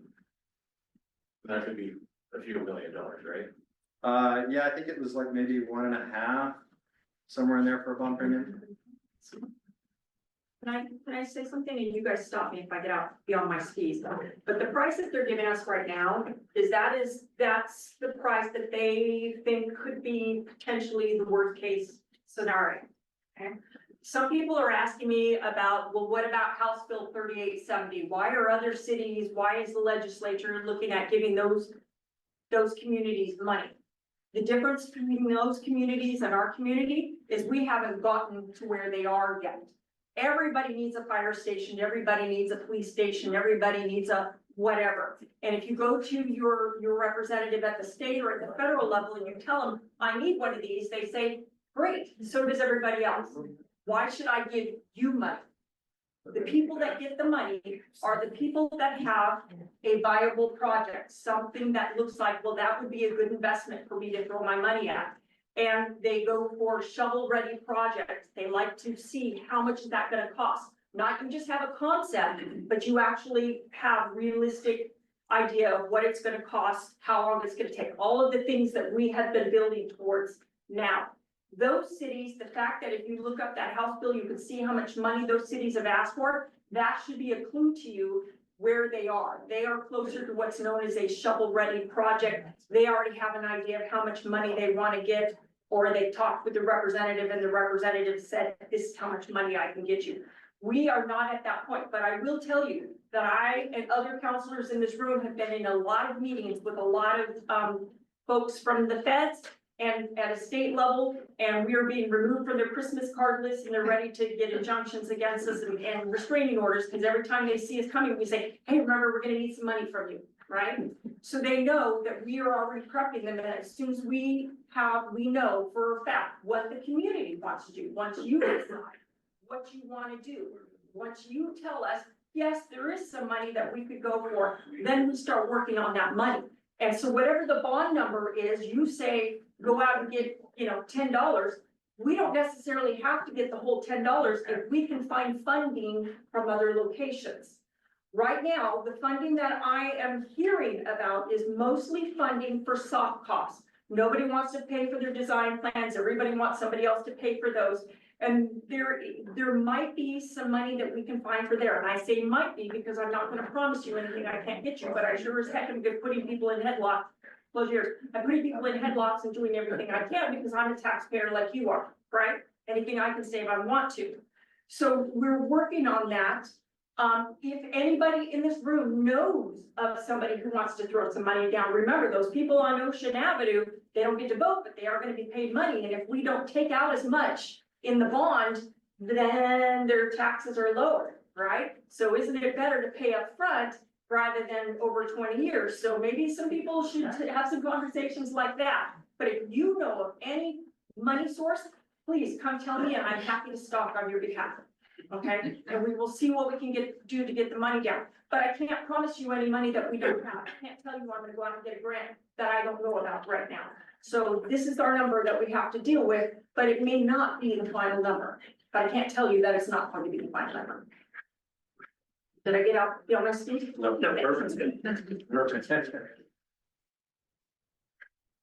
All right, so we're gonna go through an exercise in a few minutes to have the ultimate goal of the presentation beyond giving you the information is for the people in this room to make a recommendation to the council between these two options.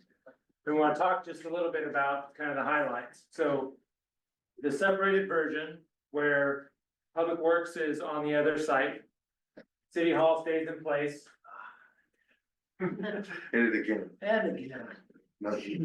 There, all right. Touching the same thing with it. Yeah, it's the worst. 19,791 square feet, 32.4 million. The advantages are here, it's got 10% less building area, it's smaller.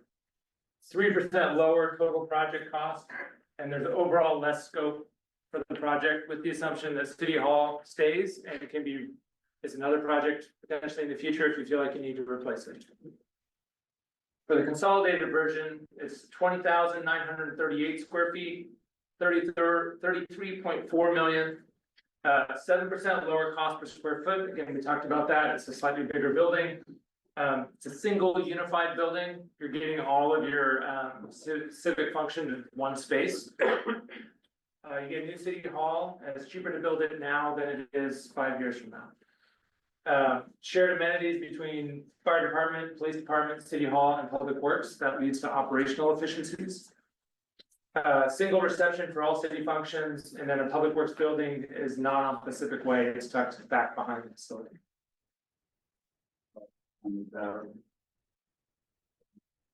So overall, just from a project summary standpoint, there's a lot to do with this particular site. Of all the sites that have been reviewed in the past, the city has felt, you have felt that this is the right site. It comes with a little bit of baggage that we have to sort of deal with in terms of the overall cost. Seismic upgrading this facility is not cost effective and not terribly feasible. And even if you spend the money to do that, you're still operating in a decreased capacity for what the fire station needs. Public safety and public works needs are met. So ultimately, the intent of this project is to make sure that we have agencies that can do the best that they can to serve you. And we need to make sure that they have a facility that can do that. Ultimately, right cost, the project won't get any cheaper. It is the painful reality around escalation. If we're figuring 6% per year and 0.5% per month, our math was about $120,000 versus of lost buying power per month. So every month past that June of 2027 that you delay, that's how much it's costing you. So I have a question. Please.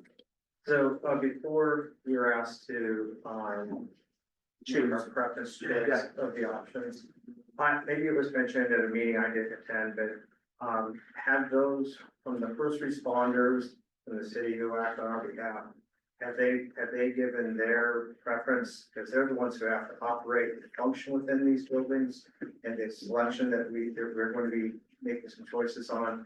I was just wondering, has there been any preference that's been Between the two? Yes, between the two.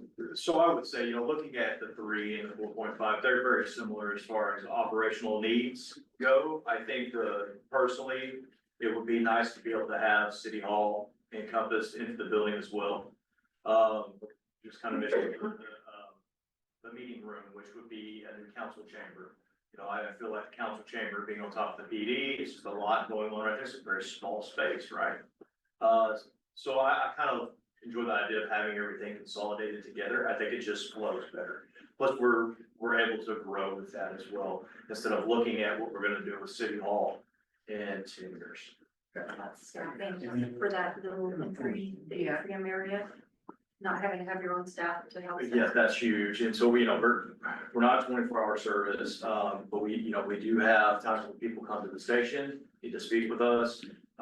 There's, having that staff there, with, City Hall to be able to say, hey, call me up or whatever they need to do to get my attention versus the inconvenience the public has, right? Even right now, honestly, just because of the way we're structured, but that ability for the public to come in and just say, hey, I'd like to speak with the chief, and have someone to speak with, other than if it was separated, right, it would just be a headache, right? So flow would be better. Great, thanks. I'd have to agree with Chief Gregory, especially like fire marshal side of things. Consistently, people go to City Hall, get their plans, well, they still have to come see me, right? So you kind of have to go 3 different directions, or Justine, or, they have to hunt me down, figure out where I'm at on a daily basis. Whether I'm here, over there, I think, it flows really well, everyone's in the same building. We rely on, our city staff consistently, we rely on Chad. So then you're gonna be searching for us in this building, you're gonna be searching for us in that building, whereas if everyone's in one, it's a central location for all of our operations, both, in the field and, paperwork, right? So. And honestly, one of the biggest flaws in anything is lack of communication, right? Like that's the one thing that breaks down first, and we're very small, and having 13 employees, and you want to speak, we're spread out. I think that just builds an issue with communication as well, so having everybody together makes it a lot better. Thank you, and thank you. Yes, sir. How do you guys feel? Me? Well, fact of the matter is, we do a lot with a little in this city. What I just, something the city can be proud of, and I just don't think we got this nice new building here, and then you got City Hall still sitting there. I don't think everybody's gonna be happy with that. It's just inevitable. You're gonna have to replace that too, because it's an old building. It's not gonna last much longer. So I think just incorporating everything in something the city can be proud of and that we can work in without worrying about it falling on us. I mean, trust me, I've been here 26 years and there's a lot of stuff I had to do, patchwork and stuff to keep this building up. So it's just the way it's gonna have to be, so. Good coming up. I was just gonna ask in the separated version, keeping City Hall, it would have to go under some renovation because the PDs coming out of there. Are the costs for that even incorporated into that? I don't believe they are. They're not. Not to mention that exterior, would not be made to look, cohesive with the other 2 buildings. It's just, it would be what it is right now. And that's a good comment there, because I mean, the roof needs replaced already on City Hall. The one side's rotting with the siding, so there's gonna be a lot of renovations to City Hall anyway, within the next at least couple of years, so. And on the scale of things, sorry to put my 2 cents in, but on the scale of things, at that level, the difference is negligible. Right, what was it, 3%? Yeah. Chad, I was just gonna ask you, when you were talking about all the tax rates and how much it would cost. Homeowner, there's a lot of numbers there. Would you just reiterate for a moment, like an average assessed value of just, for example, say $400,000. And our current rate, and let's just, is roughly $1.50. For round numbers, right, for the city. And if you add this in, it goes up to, you're in the neighborhood, what, 390 or something? I'm gonna use a house that I found that so far, just kind of poking around would be the average. Yeah. House in your heart. Do that again. Real market value of 705,000. Yeah. Assessed value of 322. Yeah. So it's right in that 45% AV rate, which means it's average. At $2.92 per thousand, the estimated amount would be $940 a year. Extra, over and above. Extra and above. Pay now. And which would break down to $78.35 a month. The other water bond goes off, I think, in 5 years. Now they brought another, 55 cents off per thousand. So then net gain, 292, we're looking at about 250. Per thousand in after that drops off. Other questions? Yeah. You're leading towards the question of asking the group to recommend to council either separated or combined. But it seems to me you're skipping the more fundamental question, which is, would the public support either option? Now, I'm not trying to argue for a position on that. Yeah. I'm just saying fundamentally, that's the real question. It is. Because the cost difference between the two is immaterial. Yeah. Various people may have different opinions. You could probably make arguments for or against either approach. Right. But I think 2.5 years ago, the voters of Deerheart voted 2-1 not to approve a bond measure that was less than half Right. what you're talking about today. And with that, I'm not taking issue with any of the analysis or any of the conclusions. But just as an observation, I would say, I doubt that there exists today or has ever existed in anywhere in Deerheart or in the Deerheart Rural Fire District or in the city of Seaside, a building that meets these standards.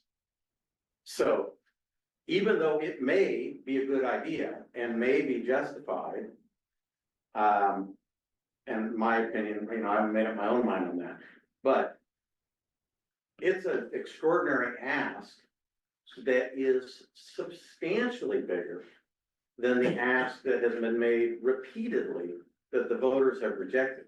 So I think there's maybe 1,000 votes in the last election, something like that. Something in that neighborhood, 1,200, something like that. You typically have about 50 people here. So you're not, this isn't the voters. Yeah. But it's what you might get if you did a poll. Now, it's probably not a scientifically, necessarily representative sample, so these are people who are particularly interested in the topic. Most people don't come to these. But it seemed to me that's an important question to ask rather than just assuming. Right. So either one would be supported. Right, let me weigh in on that, from 2 standpoints. One, just from the standpoint of this process, our charge is just to put an option in front of council for you as voters to participate in the process moving forward with them in terms of whether you support it or not. And ultimately, there will be a bond around funding that comes in November for the community to say yay or nay. So I know it feels a little bit odd to be saying, well, I have this expensive option or this expensive option, which one am I gonna put forward? But ultimately, that's the charge of this group overall, is to give council your preference. So there's that. I've been doing this for 27 years. And particularly within public work. This is never an easy decision. No community group comes and said, oh yeah, I'm gonna spend this money. But if 2.5 years ago, it was half the cost, what is it 2.5 years from now? Yeah, but personally, I don't find that argument, doesn't wash, that argument's been made year after year after year for 20 years. Right. My fear, I'm very supportive of having an approved fire station. My fear is that the process has marched forward towards a set of alternatives being offered that are the only 2 options on the plate. That I have a great fear, the voters will say, no way. Sure. And then all of this will be for naught. So you may feel that your charge, your scope of work as a consultant is to run this process. But my scope of work as a taxpayer and as a homeowner here and as a voter is to get something done. So I don't really care about your project. I care about getting a fire station built. And I'm questioning the logic of teeing it up that these are the 2 options. That's the next step slide. I do think it starts to talk about this. Yeah. I'm following up on what George just said. Yeah. What has always been a concern of mine is can we build something that is a simple building, earthquake standards, and any construction building, we have a nice little building on G Street, the contractor building. Can we build something that doesn't meet all these standards, so it's gonna be new, it'll hit earthquake standards? You aren't looking to be approved to have seismic. That's the fact, you'll have, whatever you have to do to build on industrial building like we have down on G Street, G building. Can you build to that standard? Are you said, no, way, you have to build to tsunami standards? Well, we don't wanna borrow any money from anybody. We are willing to build a new building that, if this thing is dysfunctional, it should be done, definitely. Can you do that? No. So you cannot on any basis do it. You cannot build a new, just to be clear, you cannot build a new fire station that doesn't meet essential facility standards. And that's a 20% higher structural cost in general over a typical building. So just based on, it doesn't matter where you are in anywhere within the state of Oregon, or frankly, any other state. If you're building a police station, a fire station, a hospital, a couple other things, you have to build to that higher standard. So that's one. The second is the tsunami inundation zone. In our conversations with the state and with the building official, we have to acknowledge that risk and build for that risk. So because we're in that zone, we're putting critical functions above 20 feet, and we're dealing with that water load and debris load as it moves potentially through the building. We have to do those things. And that's mandated by the state. It's mandated by the state in the conversations that we've had. Yeah, before, in 2007, the city had the opportunity, and it was a rough time because they just voted in the water bonds. You know, so that was a big infrastructure improvement, and then, the city came, this is before me, city came to, Gearhart. And this was at a time where critical infrastructure and some of those, laws weren't in place. They got a price for the whole structure, included the new fire station side, police station, and city hall. And it was voted down, and that was for 3.7 million. And now the laws have changed. It's one of the reasons for the water bond. I won't make this long because I know we're short on time here. The water bond initially was for $7 million. That's the way that was supposed to be built. 3 years worth of appeals that came at the city of Gearhart once that was passed. During that time, critical infrastructure laws changed and arsenic rules. The critical infrastructure laws changed. That's why the city of Gearhart had to come back to you, the voters, for another $4 million to make that happen. Because of that 3-year time that passed and those new laws that put on top.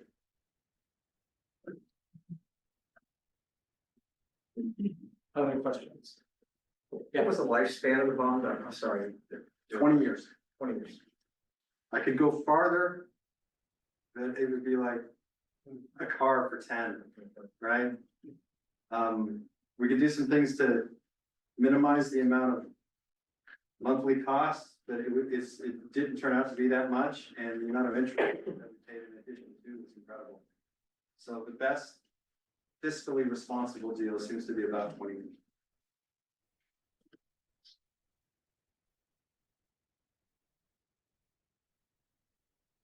I get that it's not the easiest choice between two very expensive options. And I understand that it's a very difficult thing for a community to swallow. I think that staff personally has done a pretty amazing job trying to keep this thing small. Outside of the realization that all of the pieces moving around on the site, getting the most efficiency, it made sense to include City Hall. That was probably the biggest add, if anything. But because we were here, we had to do something with Public Works, they had to be a part of the project, that was the other big driver. So. Some of the stuff is site driven, some of it is efficiency driven. Yeah. So if what Preston Deverett stated at the beginning of the meeting, if we don't do something as far as providing the finances to build a new facility, this building could be condemned. Is that too far from realistic? I don't think it's entirely impossible for that. I mean, the mortar on bricks is starting to wear. You see it coming apart, crumbling. These are unreinforced masonry brick units, no rebar, no concrete. But it's standing. So the things that is, let me go back an engine into it. The things that we would need to do, we'd have to add in the new roof, the ventilation system, some bathrooms, a shower for decontamination. I mean, those of you that are in the healthcare industry, you know what it's like to work around patients and things like that. But you've got your cleaning facilities right there next to you. You know, these folks are doing it in the field and taking it home at this point, so we want to get that taken care of. So decontamination, hygiene facilities, air movements, we'd have to block off the gear because it shouldn't be out in the open like that. And we'd have to get a couple more bathrooms in here. So yeah, one way or the other, we need to figure out a way to do that, and that would probably be another bond as well because of the expense. So and then having to go to plan B. If we were to get that $2.5 million retrofit grant, you know, we could do that as well. But that's building a building to hold the building up. Is basically what we're doing. We can't do it. I just got a text confirmation. It was a $5 million project for C7. Well, the problem is that information won't be available. Well, it's available, but most people who are gonna vote here won't have that information. We're taking notes, man. We're gonna do our best. We're gonna do our best. I mean, there's a lot of stuff that comes out on Facebook, and that really was tough the first time that we tried this. We just couldn't keep up, but we learned from that. We learned on the amount of communication. We brought these guys in. We realized that was a tough deal on this last one. We listened, you know, to people. Why did we pick this location here? You know, people told us why the votes wanted here. Yeah, they said, well, A, it was too expensive, B, it was too far out of town, and 3, we love our village. So council heard that, council directed. We went through this process. Yes, ma'am.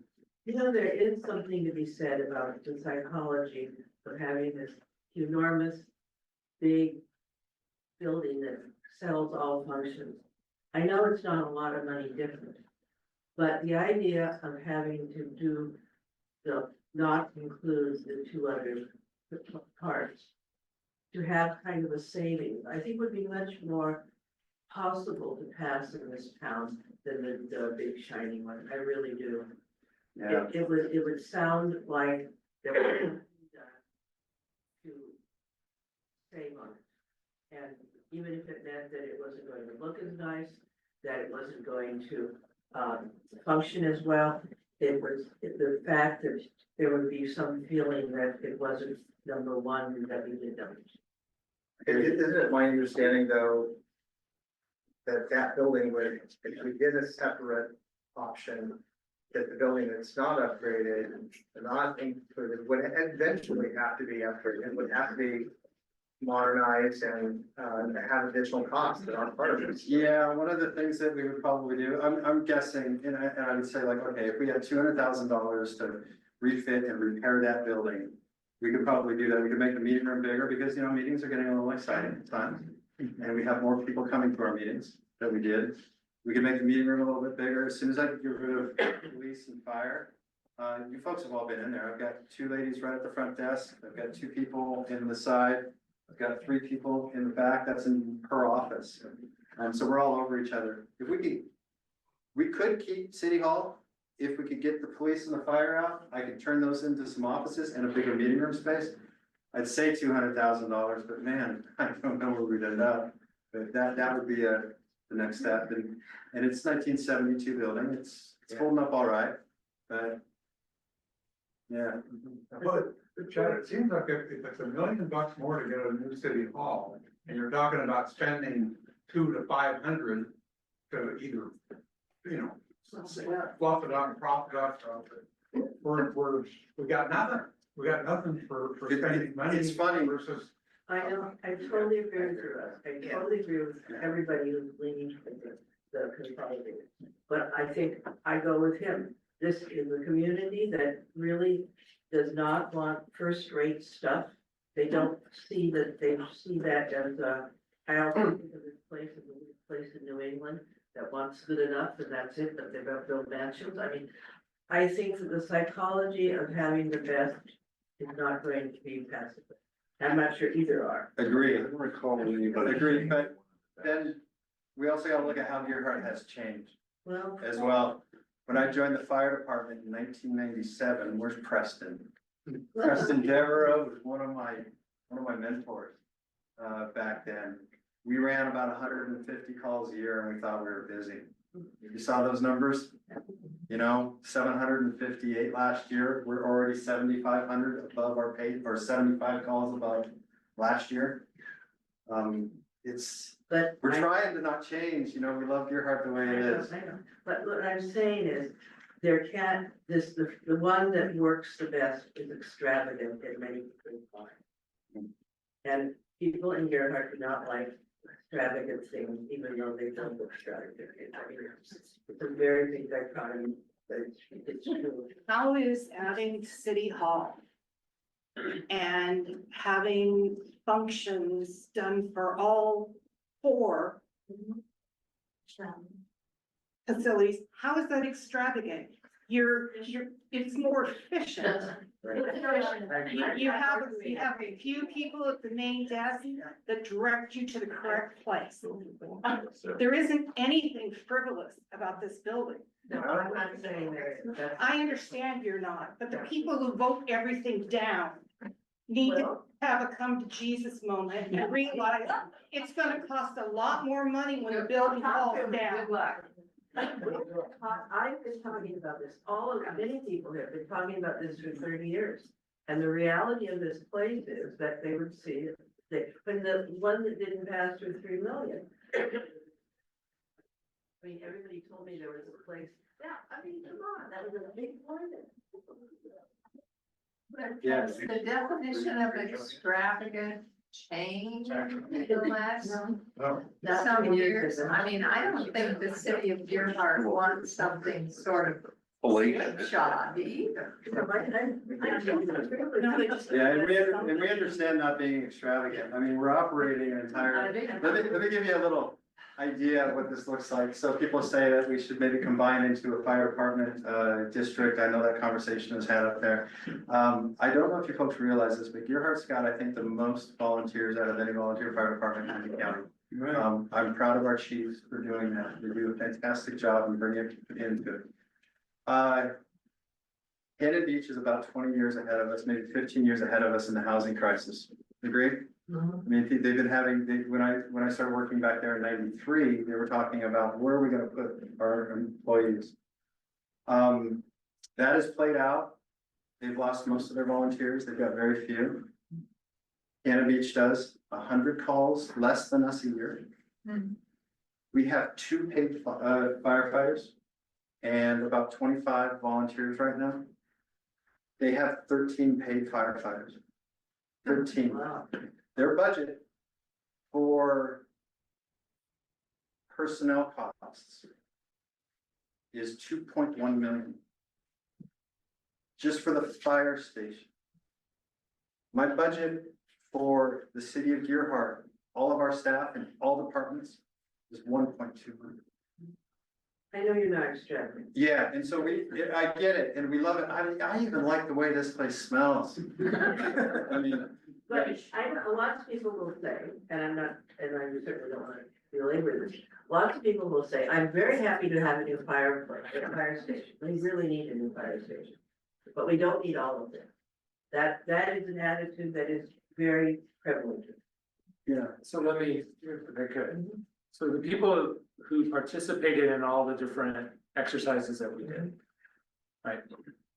Did it seem feasible just to do a fire station on this site? No, Why not? well, because you have to maintain a fire hall while you do your work. Right. Yeah.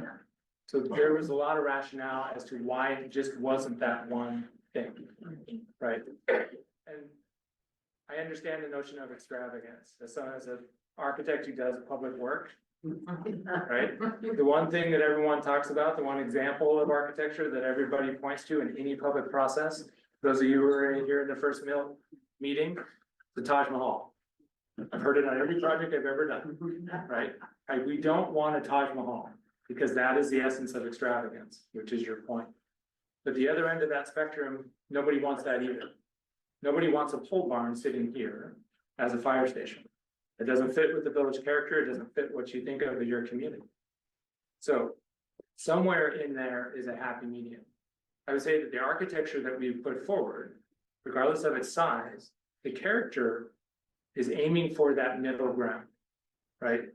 We have concrete structure on the bottom because we have to. We're gonna have to deal with the amount of water and stuff coming through. Once that water is gone, we don't want that bottom to rot. Right? We're looking at basic, simple materials that are long lasting, because we don't want you to have to go for another bond in 20 years after this. We want the building to stay here for 60, 70, 80, 90 years and still be functional for you. So we're trying to find that right balance. That notion of extravagance between two options, the bigger one is always gonna seem like, oh, well, that's too big. But in this case, that bigger one is the simpler one and the most efficient for staff. But we have to pass it. You have to pass it. I recognize the challenge in all of that. I think you're preaching to the choir. The problem is that people are not here. Well, I think that goes to kind of next steps, where this has all been a really good discussion, so we have the Q and A. We'll hand out little voter pamphlets for you to put in the bin up here, so we can get your feedback. We're gonna share this, so the city council has been hearing all this feedback throughout this whole process. We're gonna provide a recommendation from the summary, basically a summary of what we've heard in this process next week. And then June 4th on the agenda, I think, is an actual chance for city council to review everything and talk about next steps. Talk about how this would be approached with the community, how there might be pull, like the whole idea of next steps is city council has a chance to absorb everything that we've been talking about the last 4 to 6 months. And then create a plan of action to move forward. Anything else anyone wants to add? So before we hand out ballots. It seems to me maybe we could try to convince people this is a gift to our grandchildren. I mean, seriously, what better thing could we leave our heirs? Yeah. Than a community fund. One of the things that I talk about in doing public architecture is that if architecture is meant to last, right? There's a period of time where the life expectancy of a building was about 25 years. Somewhere in the 50s and 60s, 70s, that's where we got to. That's way too short for a building.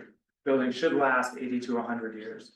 And when you factor that in, then it's 5 generations that are gonna experience that building over the course of its lifespan. And so it is, to your point, your opportunity as a community now to gift forward or have a conversation with 5 generations forward. And we, as architects and designers, we put a lot of weight on that. That's really important to us. That's why we go through all the process around finding the character that fits your community, the things that are important to you. That's really sort of important and relevant to us. But it is that idea that this isn't for necessarily for the people in the room. It's for the people who come after. Ballot.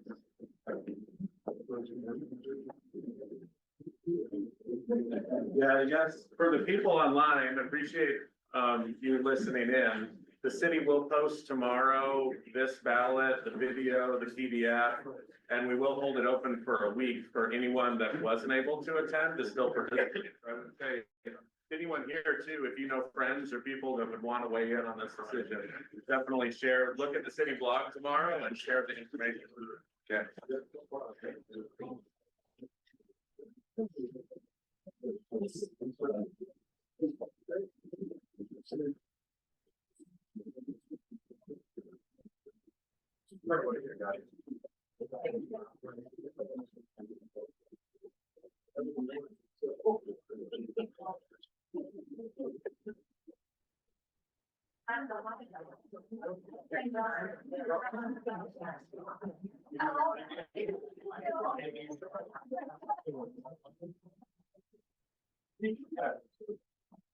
I don't.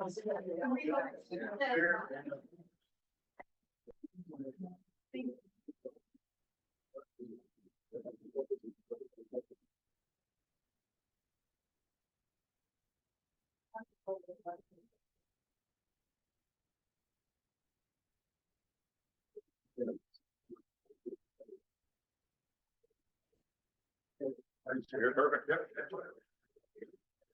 Thank